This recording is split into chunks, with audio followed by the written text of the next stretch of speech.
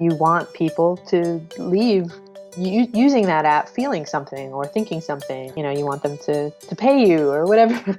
It's not manipulative. It's more about, intent as the creator of something that people are going to use. What is your intent? We rarely just want people to play and then be done with it. It's really not that complicated. Story has a hero.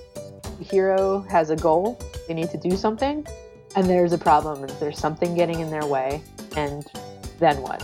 How are they going to go on some kind of a journey to meet that goal? Ideally with your product. Welcome to the Conversation Factory. I'm your host, Daniel Stillman. Each episode, I'll talk to an amazing conversation designer to try and distill insights we can all bring into our work and lives. Human conversation is a material that can be shaped by design, and shifting conversations in everyday meetings, in organizations, and yourself can create real change. And I hope to help you do it better and more authentically. I'd love to have you stay part of the conversation. Head over to theconversationfactory.com to sign up for my newsletter and never miss an episode. That's theconversationfactory.com. I'd also love for you to be part of the show. If there's a challenging transformation you're working through, head over to theconversationfactory.com, click coaching, and sign up for 30 minutes of free coaching that we might use on the show.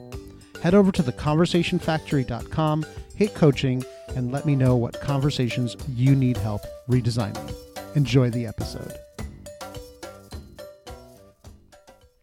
Today I talk with Donna Lichaw, a UX strategist, coach, teacher, and author of The User's Journey, story mapping products that people love. What's awesome about Donna's approach to storytelling is that it's practical. There are a lot of frameworks for storytelling. The hero's journey, Aristotle's 2 or 3-ish act structure, the rising and falling action of Freytag's pyramid. It doesn't really matter which framework you use. In the end, when you see things as story becomes a doorway into a new way of working. Story becomes a material you can shape by design. For me, I've started to see conversation in the same way. A material that can be shaped to create better experiences for people. Donna and I talk about storytelling versus story making and story doing. Story making is not the act of enrapturing a group of people around a campfire or at a podium in a meeting. It's knowing how you want people to feel about an experience after it's over, what you want them to remember, to walk away with, to talk about. Story making isn't about manipulation. It's about intent. In this mindset, when you see experiences as a rising and falling arc, you want to make that arc smooth and incredible. You want to shape it well, with no jerks, gaps, or cliffhangers, or at least not unintentionally.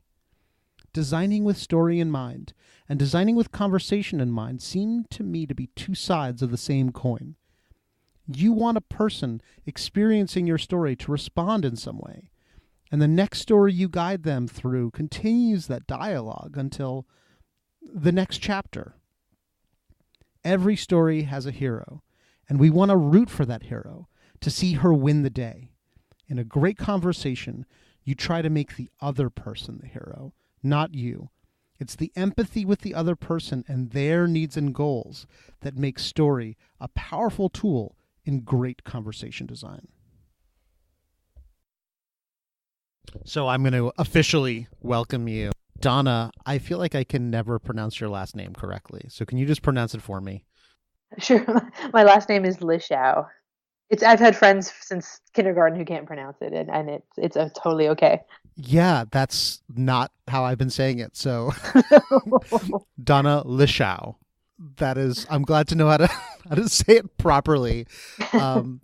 Thanks so much for making the time to be with me today. I'm looking at your website. That's a place where people can buy your book, which is The User's Journey, story mapping products that people love. And you are a UX veteran, right? 15 years of experience guiding startups, nonprofits, and global brands. And I have had the pleasure of going to one of your full day workshops around story mapping.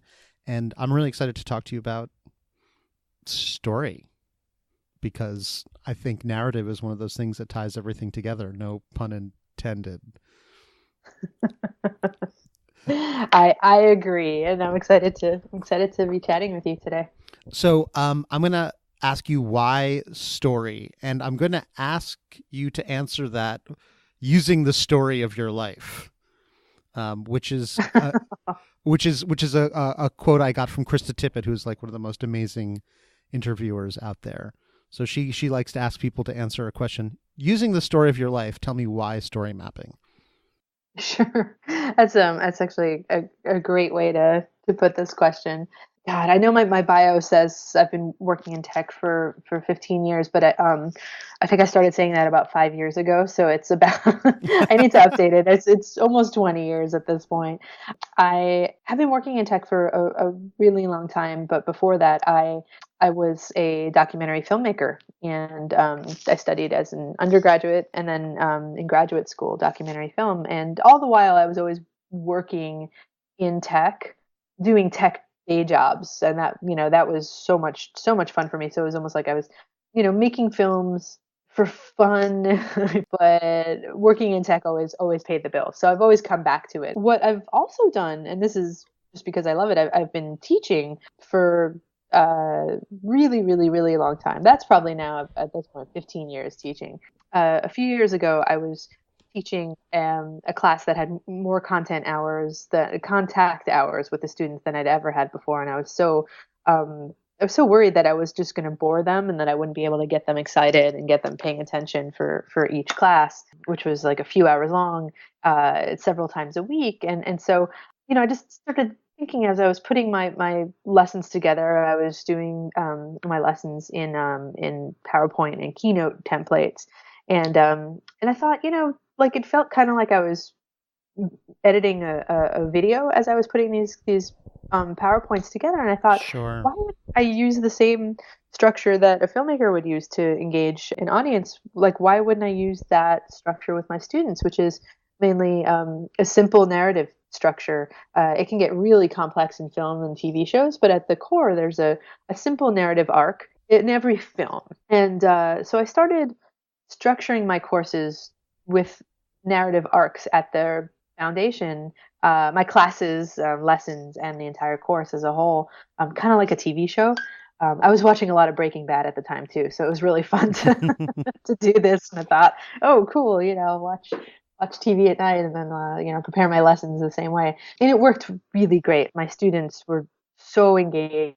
They were also, to my delight, they were not just paying attention, but they were retaining everything they learned and more easily able to apply it to real world contexts. And so that was going so well that what happened next was I was working at a startup. While I was teaching this class, I was working at a startup during the day, and we were having some serious engagement issues where we had this product, but we had a hard time getting people to sign up for it, or if they did sign up for it, we had a hard time getting them to use it. If they did use it, we then had a hard time getting them to use it on a routine basis. And even if we did get them to use it on a routine basis, then we had a hard time getting them to pay to use the product. And so we just, So trouble at basically every point along the funnel. Basically every point along the funnel. And at this point, I was in charge of product for the startup. So, I was the one responsible. I just started working with them. So, I was pretty confident that we were going to fix it up. But what happened was I found out that we only had, I think, about 6 months to fix things, not like a year or two like I'd originally thought. I kind of, at this point, thought, if this whole narrative arc thing, it works for movies, it works for TV shows, it works for students in a class. Why wouldn't it work for how people use an app too? Like using an app or a service, it's a similar thing where you have episodes. Day one, I have to do this. Now I have to do this. And you have like bigger arcs. Like this arc might last, a year, or like the equivalent of a season for a TV show. And so what I started doing with my team is I taught them, instead of how to build a great product, I just taught them, hey, this is how filmmakers work. Let's try this instead and see if it helps us build a product that is ultimately more engaging for not our existing users, but for potential new users who are going to try this out for the next few months. And to my delight, just like with my students, it worked amazingly well. And we were able to turn the company within a few months, and definitely within 6 months, from struggling and about to go out of business to one that was generating revenue in a way that we were all happy with, that had nice projections for the future. So that's kind of my career in a nutshell, and my story in a nutshell of how I kind of came almost, I guess, full circle in a way back to my filmmaking roots and apply it to building products, which is what I do now. I work with companies and I teach them how to think like a storyteller and work like a storyteller so that they can ultimately build more successful products and more successful organizations in the process. So where did you go to grad school? I went to grad school at Northwestern University right outside Chicago. How is storytelling taught in that context? Like, how do they balance that technical versus the sort of this maybe more narrative component of storytelling? That is a great question. So in my two experiences in film school, so I went to the University of Michigan as an undergraduate and then Northwestern as a graduate student. In my experience, storytelling is something that a lot of professors did not want to talk about. They did not want to admit that the quote unquote art of filmmaking might be a little bit reliant on a formula and a diagram, essentially. So I remember, my first week of undergrad learning about the narrative arc, and then I never heard about it for the next 4 years. And in grad school, I remember I think actually not even mentioned until it was way too late for me. And so what happened for me is I spent many, many, many years creating these films that I thought were really like engaging and, make you think and artistic or whatever I was trying to do at the time. But what it eventually hit me, because I had a track record. Some of my films were great and some were just really boring, and people, my people hated them. And it wasn't until I realized, hey, hold on a second. Like the films that have been the most successful, the ones that have won awards and just really engaged people, those all had a really simple narrative structure at the foundation. And in that case, I had done it by accident. And it wasn't until I started doing it more consciously and meticulously that I had started having more success with my work. And so, fast forward many years later, now working in tech, I find the same patterns. The most successful products and services out there in general, but especially the ones that I've worked on, the most successful ones have a really straightforward narrative structure at their foundation. It's just that I was doing it by accident, and most of our peers and colleagues are doing it by accident. And if you can learn, the simple science of how story works and how to apply it to the that we do, I found just most of my work is just way, way, way, way better. And I hear that all the time from the teams that I work with. They're always emailing me and telling me, "Oh my God, we just released this thing and it's so much better." I got, I think I saw a review on Amazon yesterday for my book where they were saying someone, I don't even know who this is. I want to meet them now, but they use the techniques that I outline in the book to basically find a cliffhanger in something that they were building, and they were able to re-engineer it. And now once they tested it, it's doing way, way, way better, and that they're, so happy. So yeah, to kind of, go back to your original question, I wish more of my professors in film school would admit to the fact that there is a little bit of predictability in being an amazing filmmaker, which is you can map out a story to what you're doing, but it doesn't have to be transparent or it doesn't have to feel formulaic. But without a story, it's very hard to have any of your work be successful. What's so interesting about that, just to draw like a parallel, in my grad school where they're teaching us design, so much of what I've learned about user research and data synthesis and design thinking is all stuff that I learned way after design school. And Yeah. It's sort of ironic that the graduate program is ostensibly supposed to teach you how to do these things, but so much of what you learn is actually so much later. And you almost wish that, that they'd infused a little bit of more of that in there. I know, it's amazing. I mean, to their credit, because I currently teach in a graduate program, an interaction design program. And do you design it like a sandbox, or do you try to have some kind of guided journey that you want to take people on? And I think there's room for play and exploration, but I do think that there's more importantly room for a guided journey, whether it's an educational program like we're talking about, or whether it's an app that you're building that you want people to leave using that app feeling something or thinking something. You want them to pay you or whatever whatever it is. So it's not manipulative, it's more about intent. As the creator of something that people are going to use, what is your intent? We rarely just want people to like play and then be done with it. Yeah, so you talked a little bit about like making it formulaic, balancing that with making it intentional so that it's there as a sort of maybe a backbone of things, but that it's not formulaic. So can you say a little bit more about balancing using it, but not having it be a millstone around your neck? Sure. I mean, with film, there's the Hollywood formula. It actually comes down to what page on the script you're on, which is by page 10, this should happen. By page 20, this should happen, and so on and so forth. And so that has gotten so formulaic to the point where once you've studied it enough, you can watch a film and realize, oh my God, we're on page 25 of the script and I know what's going to happen. But to most people, if it's done well, they're not going to notice the formula and they're just going to be engaged in whatever. And again, same for TV shows as well. It's almost like if it's done badly, the formula shows, you've failed. If it's done well, I think for film and television, it's less of a formula and more of a framework that you can play with and that you don't have to stick to perfectly, but that you can use to then innovate and then do amazing things. Something like Breaking Bad, it's very formulaic. They have diagrams, they have do everything meticulously. It's engaging as hell because it's what they do with the formula that's innovative. Well, so is that methodical or is that formulaic?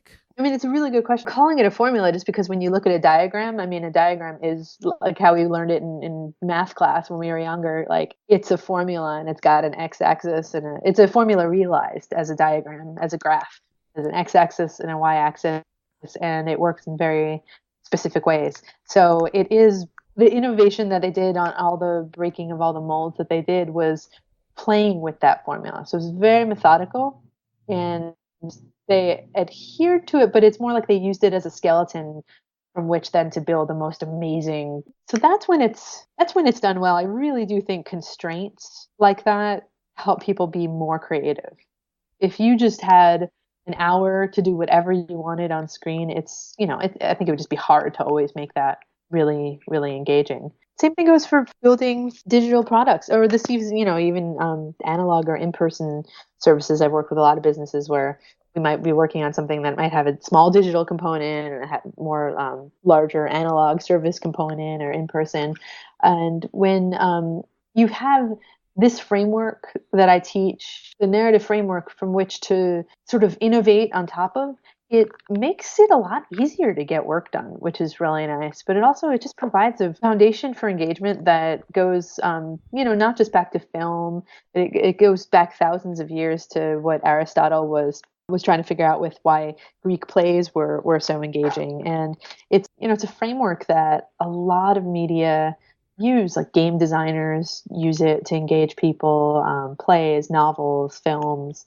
And I think, again, a lot of us are doing this in building products we just don't realize. But once you learn how it works, I think it's, for the teams that I've worked with, it's incredibly liberating to have this framework from which to innovate and then to just go build stuff that you can then test and make sure, are people really into this? Yes. Oh my God, they love it. This is great. We're helping our users do what they need to do with our product. So for those of us who do not have a background in Greco-Roman dramaturgy, could you explain a little bit about the 3-5 act structure that you reference in your book? Just like really briefly give like an overview, your perspective of of how to use that structure? The structure I use in the book and in pretty much all of my work is a simple narrative arc. That it does have 3 acts, but that's not nothing scientific. It's just all that means is there's a beginning, a middle, and an end. Anything more complex, I find too complex for the type of work that we do. The general gist of simplified narrative architecture. So when I was working on the book, I was working with a screenwriter to go over all my diagrams and how I broke down narrative. I just wanted to have, extra sets of eyeballs on everything I did to make sure, yes, this makes sense. Yes, this is how I would do it. And no, that makes 0 sense at all. And when the screenwriter and I we were chatting one day about one point of narrative structure, and what I remember came up was like the favorite thing that he had ever said, which was he got off on a tangent and he started going on and on about how this plot point works like this, and then it does this, and then it does that, and then he stopped himself and he looks at me and he says, "Hang on," and then he says, he's like, "Actually, it's really not that complicated. Story has a hero. The hero has a goal. They need to do something, and there's a problem, and there's something getting in their way, and then what?" And I love that because it's so simple, and it also is a way that we could describe a lot of the work we do in digital product design, which is you have a user, they have a goal, but there's a problem. Why can't they meet their goal? And then how are they going to go on some kind of a journey to meet that goal, ideally with your product? And so the simplified version of all this is the hero has a problem. They go on some kind of a journey. Journey is typically a quest, or they go to search something or find something, or they're chasing something. As things get more exciting and as the action rises, something very, very bad happens that could get in their way of ultimately meeting their goal. They're so close, but it's like, uh-oh, this thing came out of nowhere. They overcome that. If not, it's a tragedy, but none of us are in the business of building tragedies, luckily, for our users. So as long as they overcome that, then you come to the moment that we call the climax, which is all that simply means is just it's the coolest part of the journey. It's when, explosions happen or fireworks or something cool. It's also when they solve their problem that arose early on in the story. And then we come to the ending. The end, you just have to kind of wrap things up and ask yourself, where did they end up? What's going on? And you might ask, might this be the beginning of a next episode? And where would that next episode start? So that's the simplified framework for a good story, for a book, a TV show, a play.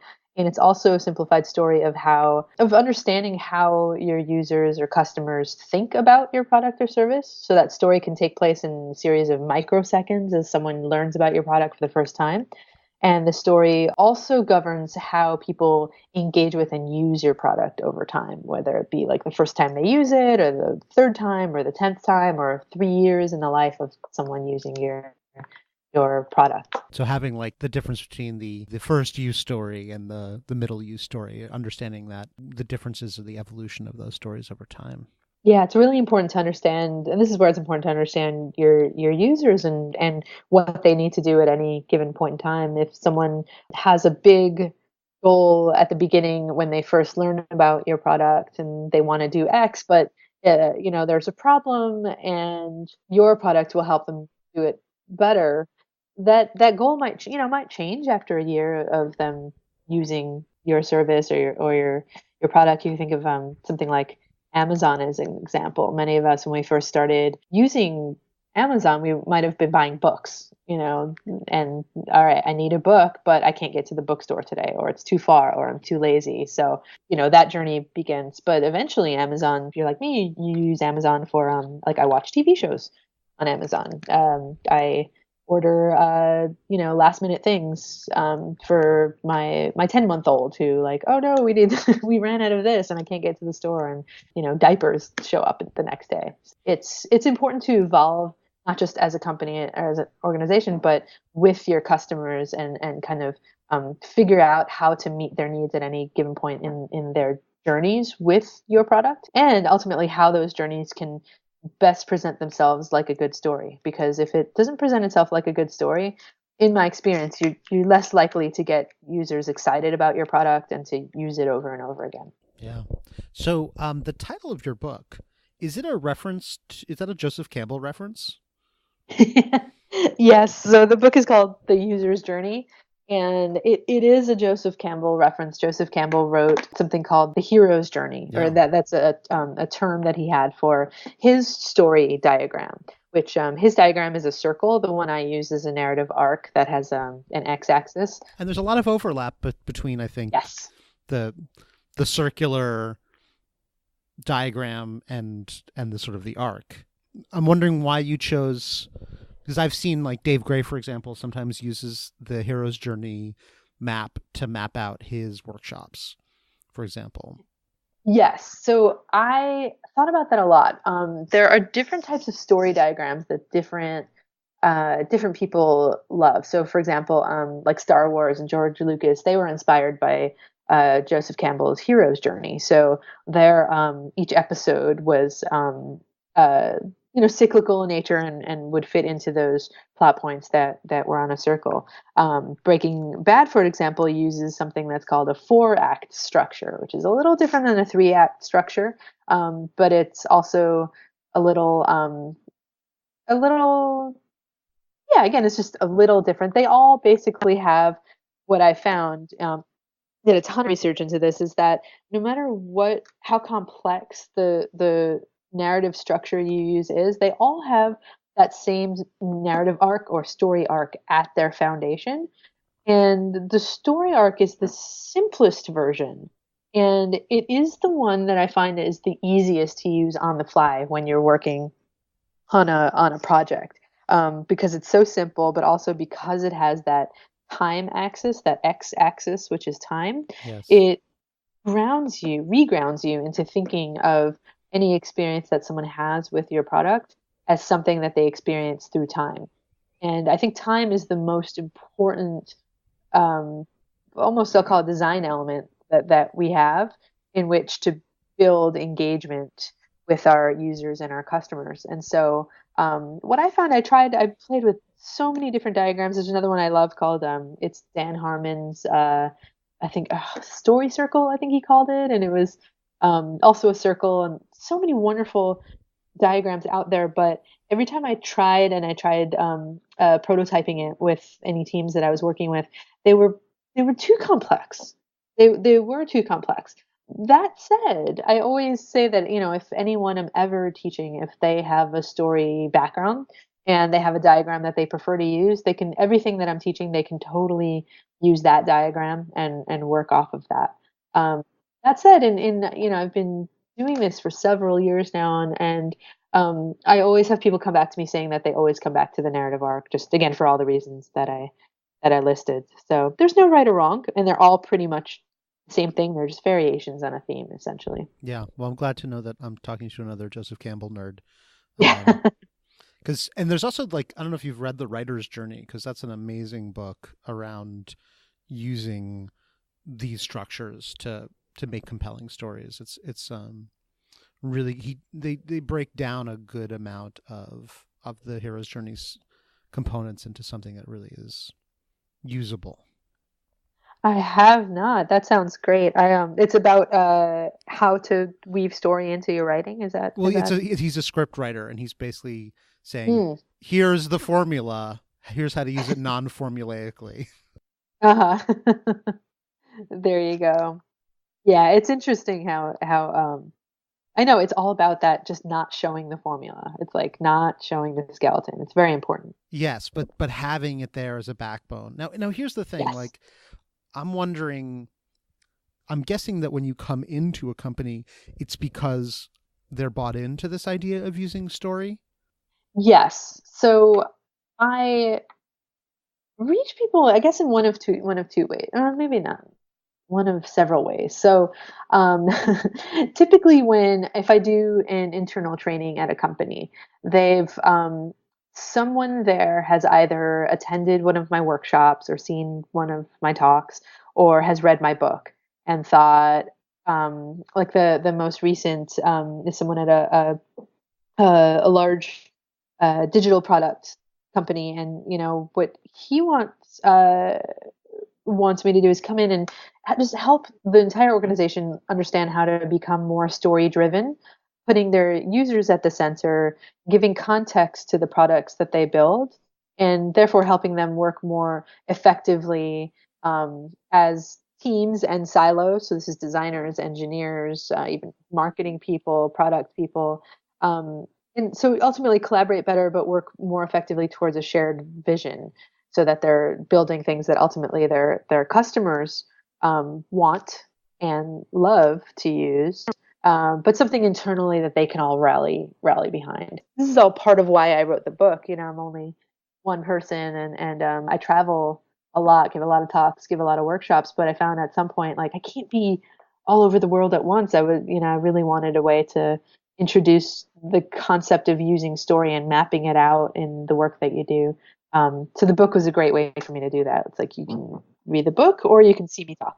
So what would you say to the people who read your book who might want to try to do it themselves, where maybe other people aren't bought in yet? So using story as a conversational frame, how do you get people to enter that frame when they're not already there? That is a great question. So what I found is those who have been most successful using this approach in their work, they're not necessarily using the word story all the time. I mean, they might, say, here's the story of what we're going to build, but they're using story to convince people of what they're doing. So I'm going to get all meta for a moment, but what presentation design experts teach us is, so example, Nancy Duarte, another is, I forget his name, the presentation Zen book. They teach, Dan Rome goes into this as well. What they teach is using narrative structure to build a compelling presentation. And that presentation can be a few minutes. It could be an hour. It could be, Apple. They used to be masters at this. It might be an hour and 20 minutes long, and it was like watching a movie. It was really engaging. And so, building a compelling presentation, or even just building a simple, compelling argument, and that you're gonna have with someone in conversation. You don't even need to have PowerPoint slides with you. I do this all the time without slides. You want to have that narrative structure that you mapped out for your product. You want that to be the foundation. That narrative arc, you might not show them a diagram and say, hey, look at my narrative arc. Isn't this amazing? Let's go build this. But you're going to present it in a way where all the plot points are dispersed within your conversation. In this moment, your job is to create a hero out of the stakeholder or the person who you're working with. So when I teach story mapping, what I'm teaching is turning your users or your customers into heroes. They will use your product and feel victorious afterwards and feel awesome. But when you're trying to sell this idea to someone, you need to turn the person on the other end into a hero. And you can, again, we're kind of going meta here, but when you present your story, you present the problem that the user has, and you take this other person on a journey, and you do it in a way where they feel like, oh my God, if I sign off on this project, we're going to build something that not only helps users do something, but is going to help meet our business goal, whatever that is, revenue, engagement, on and on. And I'm going to look good, and I'm going to feel good. Once you do this a couple of times, it becomes almost second nature. Again, I'm not talking about like any kind of sleazy sales anything, although sales training teaches you how to use story as well. I find it's the best way to build a compelling argument. And this argument can be built internally to convince people of things.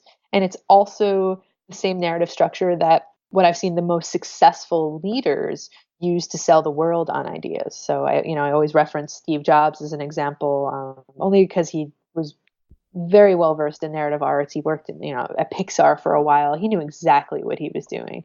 And there was a story, not just through the products that they built, but through every presentation that he gave and how he got the world excited about things.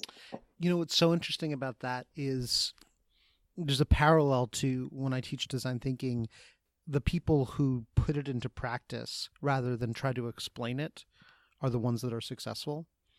And it sounds like if people just take the story mapping and find ways to utilize it in the same way that you're telling people to use the story mapping as a spine for a product, not to be obvious about it, in the same way that we're sort of using it as the underlying structure without mushing it or mashing it in people's face.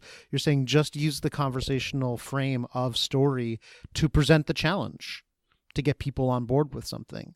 So it's sort of story doing and sort of storytelling. Yeah, yeah. I mean, that's the key to all of this. It's all story doing instead of storytelling. And people ask me that a lot, which is like sometimes, in a workshop, they'll say, "Are we going to learn storytelling?" And it's like, no, you're not. Or my graduate students do this all the time. They're like, "Well, but how can I learn storytelling?" It's like, well, I'm teaching you how to make a story out of the things that you build for the people on the other end. It's not about the story that you tell. It's about the story that you build. Hey, this is Daniel. We're at about the halfway point, so this is a great time for you to get up, stretch your legs, get some popcorn, fill up your soda. If you're in the car, stay focused. If you have your hands free, this is also a great moment to head over to the conversationfactory.com to sign up for the newsletter. I send out more detailed write-ups, insights, and tools from these conversations, and I'd love to share them with you. So head over to theconversationfactory.com and stay in the loop. Whether that is built into your actual product itself, which it should be, and then it could be built into how you present that product. So even a presentation that Steve Jobs would have given, I wouldn't call, there wasn't very little storytelling in there. He wasn't saying, "Hey, here's a story about Jane who wishes that she could do this, and look at her do that." That's a technique that Apple sometimes employs now, which I think is a little strange and perhaps not as effective as it could be. My favorite example is that of when they were presenting Apple Pay to the world. They were like showing someone at a cash register, like fumbling with her credit cards, and they were, trying to tell you, "Isn't it so difficult to use credit cards? Oh my God, you have to actually take it out of your wallet and find the right credit card, and life is hard. And how about, use Apple Pay instead?" And when they did it, as a little story, like a little dramatic reenactment, it was rather cheesy. But each demo he did, and he would have like tons and tons of demos in each presentation, he would show you not features, but he would show you how you could do something using this device. And that's what resonates with people. So again, it's not storytelling, it's more story making, and then showing what you made in a way that echoes that story over and over and over again. That makes a lot of sense. It's like show me the money, right, rather than tell me about the money. Exactly. How is this different than another traditional UX tool like scenarios? That is a really great question. So in user experience, many of us, not all, which happens with all tools, use what we call personas and scenarios to envision how someone might ultimately use a product that we're building. And so personas are a model of different user behaviors and kind of smash them up into one behavioral type or several. And what we do with those personas is we give them scenarios, which are usually they're a few paragraphs long, a few sentences sometimes, of imagining your user doing something with your product. So, Jane needs to schedule a doctor's appointment. So she does this and she does that and she does that and that. And what I found, scenarios are a tool that I used to use a lot to envision the things that we were building and to troubleshoot and to also come up with new features and ideas that I hadn't thought of. And what I found after years of using scenarios is that a lot of the scenarios that I was writing were really boring, and they dragged and they went on and on, and they had no point other than to just really put functionality in context. And they were, again, it was the best tool that I had at the time, but what I started doing when I started um, mapping the story instead and really focusing on story architecture is not writing these scenarios that kind of went on and drag. Like the scenarios I was writing often would feel like some of the bad films that I made in school, where it's just like, oh my God, what's the point? And when is this ending? And who cares about what Jane has to do at this point? I really don't care. Now, what I do is I make sure that no matter what tools a team is using, it could be scenarios, it could be personas, it could be comics or storyboards or prototypes or wireframes, even flowcharts, that you have to map out the story ahead of time and you have to have that story structure down first so that then you can build whatever type of artifact or use whatever kind of tool you want to flesh that story out. So you might then go write a scenario, or you might do a clickable prototype or a low fidelity paper wireframe prototype, or you can do anything you want. But that story structure, if you want to engage ultimately your audience, you have to have your foundation. And the best way to do that is just with a simple narrative arc diagram, and making sure that you've got your plot points intact and making sure that that climax piece is probably the most important piece. That's the highest point on the y-axis. You want to make sure that that climax is where people solve their problem in that flow, and do it in a way where it's some kind of a high point, so that they're what neuroscientists tell us. I go into this a lot in the book. There's a lot of neuroscience behind that climax being Yes. really effective. You get people to, choose to do things over again, remember the experience, so on and so forth. Yeah, so in a way it's not just about clarity, because sometimes I think the story mapping act can abstract or sort of remove some extraneous detail. It's also about making sure that we are not burying the lead and emphasizing what's interesting or transformative or exciting about this experience to make it, you said, compelling, right? To make it truly compelling. Yeah, I mean that's actually a great way of putting it. It's not bearing the lead, and so by that, when you are focusing on the story arc of something you're building, let's say you're building a key flow, something that is really important that you engage users because this is the thing that they're going to have to do over and over and over again. So let's say you were doing building out or improving an app for some kind of medical service where you have to book an appointment online. And so, or an app or wherever it is. And that's the great thing about story also is once you have the skeleton down, you can apply it to any medium and can apply to an iPhone, watch, iWatch, Apple Watch, whatever it's called, flow, or, mobile phone or tablet or pretty much anything. Eventually no interface could have similar stories, or voice.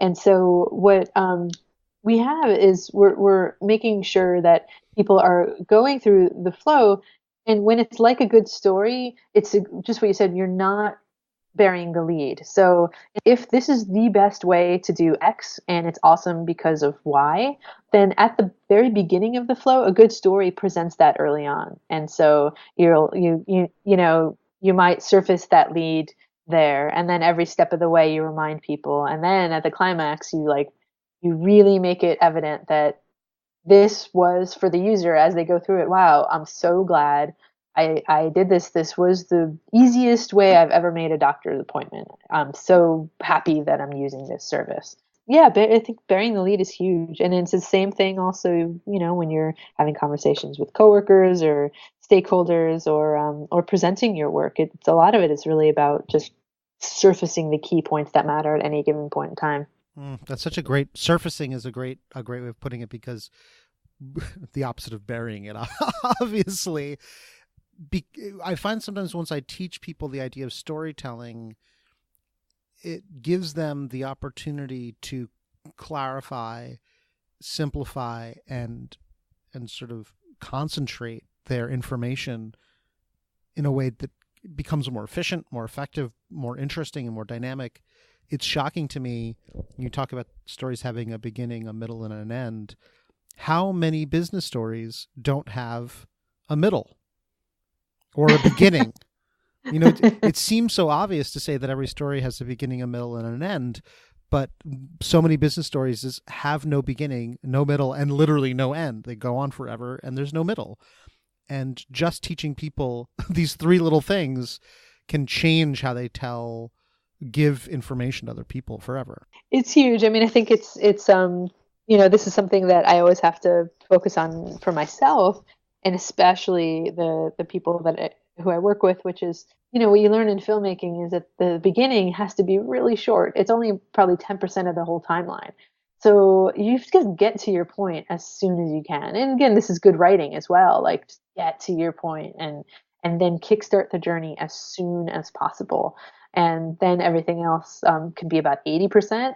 And then that last, you have to wrap it up very quickly. So I want to ask you about infusing story into a product at all levels. And I was listening to How I Built This, which is a great podcast. If you haven't listened to it, it's Guy Raz interviewing people about the story of how they created a great product or a movement. And they had the founder of Lyft on.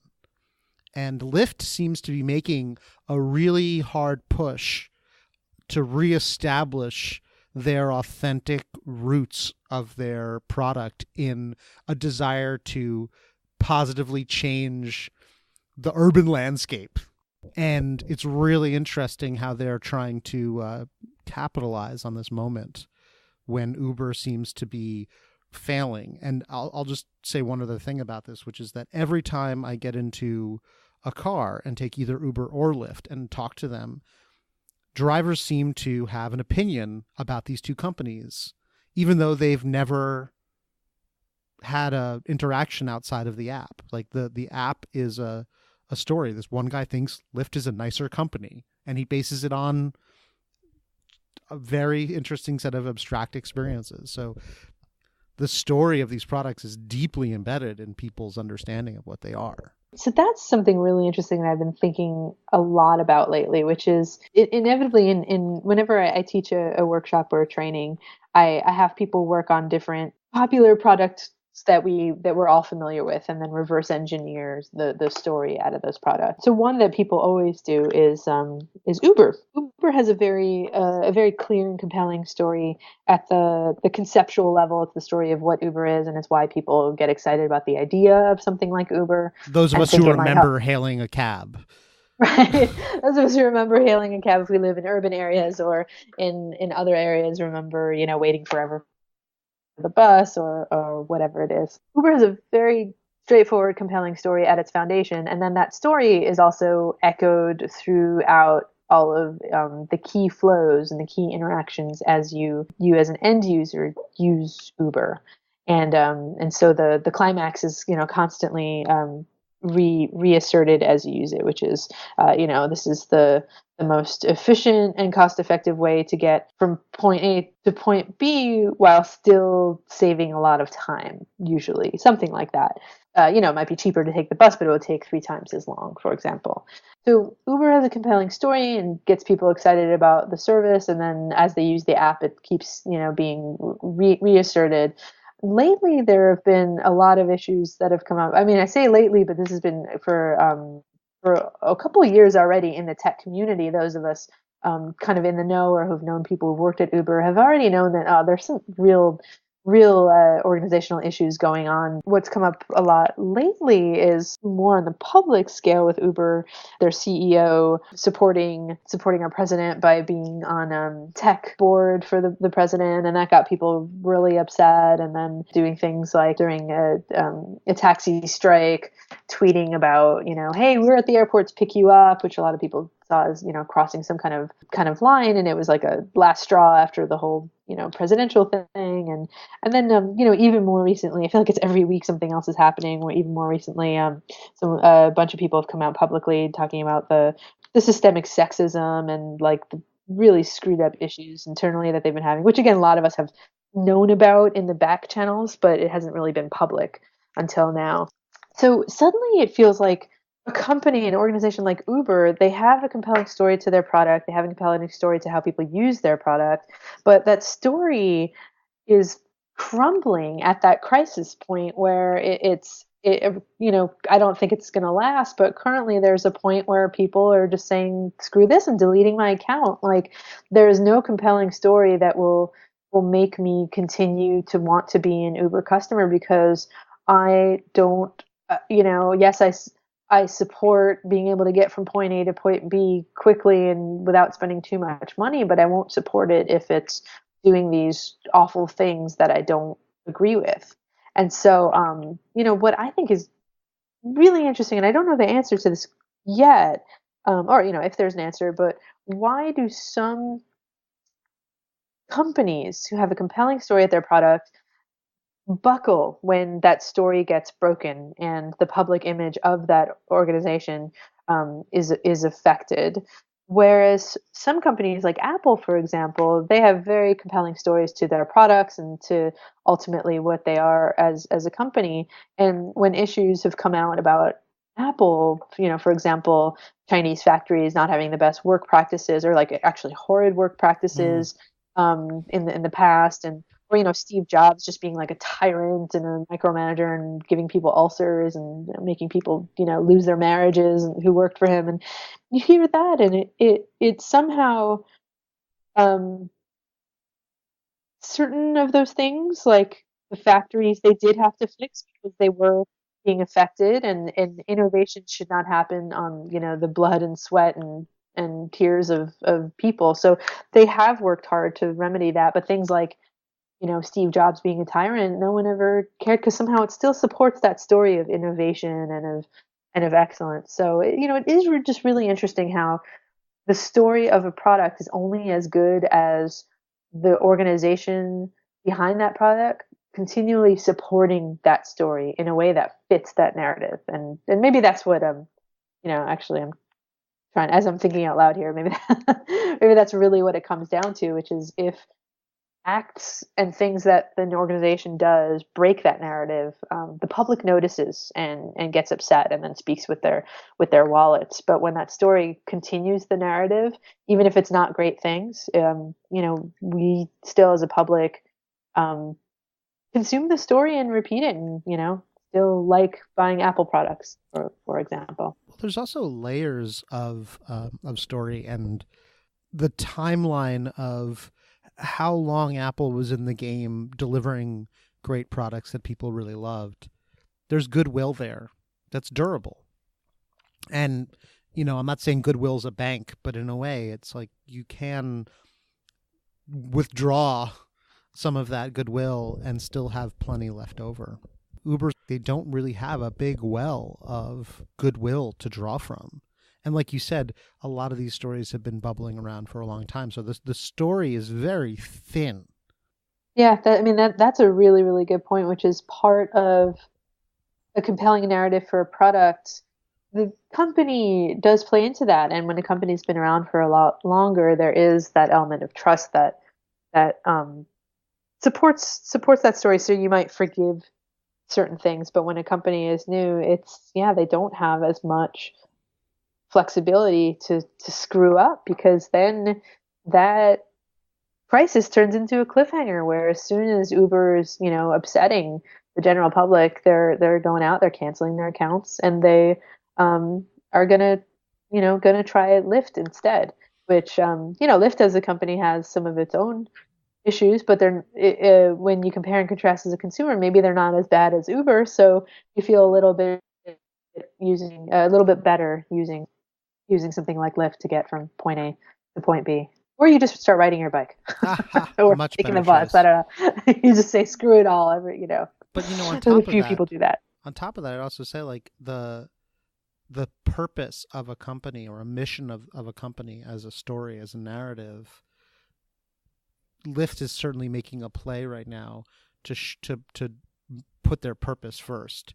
And I've seen this with some other companies that I've worked with, where the reason the company exists is really clearly stated as a story where the hero of that story is sometimes the CEO of that company, where they saw a real change that they wanted to create, a real wrong that they wanted to right, and that's why the company came into being. And that's something that maybe we'll see. We'll see. Lyft certainly believes that they're still in the running. They're looking towards being profitable next year, which is something Uber is not doing. And so there's a lot of components to the story that can make a company seem like a more believable hero in this journey that we're all on with them. Yeah, and I think you bring up a really good point, which is consumers don't care about your company's story, they care about their own. And I do think that's true for the most part. But what I remember having happened a few years ago, I was talking to a VP at an organization, and the topic of that organization's story came up, and how they wanted to tell the story. And I said, no one cares about your story; they care about their own. And it turned, this person turned bright red, and his answer was, "That's not true," because they worked so hard on their own story. And so, what I've changed that to mean again, because the idea is that the whole thesis that I'm working behind is that as users, as consumers, we want to feel heroic, and this is what neuroscience tells us about how story architecture really works, which is we always want to be the hero of our own story, and everything we do needs to play into that. And so, if a company wants to tell its own story and present that to the world, what matters is that that story resonates with people on the other end. And this is how film works essentially. You watch a hero on screen and you identify with them. You might not like them and you might like them. Ideally, you identify them in a way that's positive and you go through the journey with them. And what scientists tell us is that everything they experience, your body experiences. Your pulse quickens, your palms get sweaty at the right point. There's the identification is key. And so it's really the same thing with businesses and organizations and the stories that they present to the world. Again, I'm not talking about storytelling. I'm talking about the stories that they're weaving through their actions. Now, if an organization like Uber is doing things that we don't agree with, we don't want to support them. It makes us feel bad, and we feel like, well, I wouldn't want to treat a new employee like that, or I wouldn't want to treat a driver like that, and this is terrible. Ultimately, we want to identify with these stories that we see playing out in the public sphere, and then we often talk with our wallets, or if it's a revenue-based company. Otherwise, if it's some company that needs to have high usage, or different companies have different key metrics. But that's how we talk with our, we agree, yes, we will go with you, or no, this is terrible. We've talked about storytelling in a bunch of contexts, like how we can use it in a total organizational context, like how story can infuse everything that a company does. We also have talked about how a team can infuse story into a product to make it more relevant and transformational. But I'd also love for you to talk a little bit about how you use story in other contexts. So there's two in particular. One that I'm curious about. One is how you use storytelling to design your workshops. And also, you mentioned in your workshop how you use storytelling to design your wedding. Yes. So, good question. So again, typically I talk about how to use story architecture to build compelling products, the idea of a product, and then building how it works and how people use it. And then more and more recently, I've been talking more about how story then echoes throughout an organization to build a more successful organization internally and externally through how that organization interfaces with the world. And so microscopically, I'll say the trainings that I teach, because I developed a lot of this when I was teaching a class with students and met several times a week. My workshops are meticulously planned out in different ways, using story structure to get people waking up in the morning and making sure that they're paying attention throughout the afternoon, and taking into account all the different cliffhangers that might happen throughout the day. Like after lunch, everyone's tired. How do we get people excited? And so my workshops, I designed in a modular way, where whether it's a half day, a full day, or 2 days, the different modules work together in different ways to make sure that there are narrative arcs for the modules and then narrative arcs for the entire day as well. That is also what I ended up doing for my wedding, which I got married a couple of years ago. When I was trying to figure out how the night would go, the party, and then the entire weekend as well, because it was like a few days, and my family came up, and then there was one big party where everyone else was invited. I was using it for so many things. I thought, why don't I map out the story of my party so that people won't get bored. Because sometimes I'm just so bored at weddings and I find them so painful. Sometimes I love them. And so, yeah, I story mapped my wedding. It was really wonderful. I still have friends and family come up to me telling me that it was like the best wedding that they had ever been to. And, and like they'll never forget it. And it was great. So there's something you're pointing to, which is really interesting. And I know we're getting up close to our ending point, but you're talking a little bit about two things I want to push on, which is that stories are fractal, that there's like levels of stories. So there's a big story and then you can break it down into little chunks, and that it works at all of those different scales. But also that you're talking about a story where it's not, I think sometimes people think about storytelling as being one directional, but really what you're talking about is this adaptive cycle, which makes me, now obviously I'm interested in conversation, but to me, I think people think of story as one directional, but now story is starting to sound more like a dialogue or an ongoing conversation between somebody who's trying to craft a story, listening and responding to the person who's experiencing the story. Yeah, I think that what you just said is huge, and it's something that I learned in film school actually. When there was always this raging debate. I'm not sure there's much of a debate anymore, but in the olden days there was debate on the idea of is film consumption or television consumption passive, sitting back and just having things said to you, or are you actively participating in creating the narrative of what you're consuming? And where a lot of people came out, and I agree with this, is that consuming this type of media is active. You are creating the narrative, and scientists would tell us that this is happening too because you're actively engaging with the material. So even though the plot, the things that happen on screen might be the same, the narrative is rarely, the way you experience it, rarely the same for two different people. It's your own instance of how this story played out as you're watching something. The same is true for things like video games and definitely interactive digital products. As people who build products, like, we can envision how people might use this thing and envision how people might think about it. Ultimately, we have to put it out there and test it and see how it does. And what I found is that the more you can consider the story in your early to late planning, ultimately, once you put it out to people, the more likely they will be to experience it in the way that you want them. But what you have to embrace is that no two experiences are going to be the same. And it's also your job to monitor that and then rebuild that into how you adjust that story over time. So story is almost like a living organism in that sense. Yeah. And so it's a framework that helps you work better, but it's also something that you can use to assess and readjust as you go. Yeah, it's not a one and done situation. So is there anything else that I should have asked you about that I haven't asked you? Yeah, I think we covered everything I wanted to talk about. I don't know if there's anything else that you want to cover. No, that's great. I love it. That's awesome. Donna, thank you so much for your time. I really appreciate it.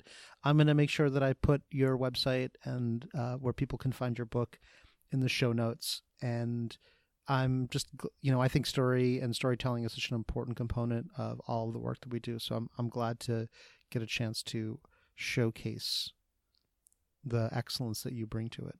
Thank you. This was so much fun chatting with you. And we're going to leave it right there. Thanks for sticking around. If you enjoyed this episode, please subscribe on iTunes or Google Play. Thanks for your fine attention, and I'll see you next time.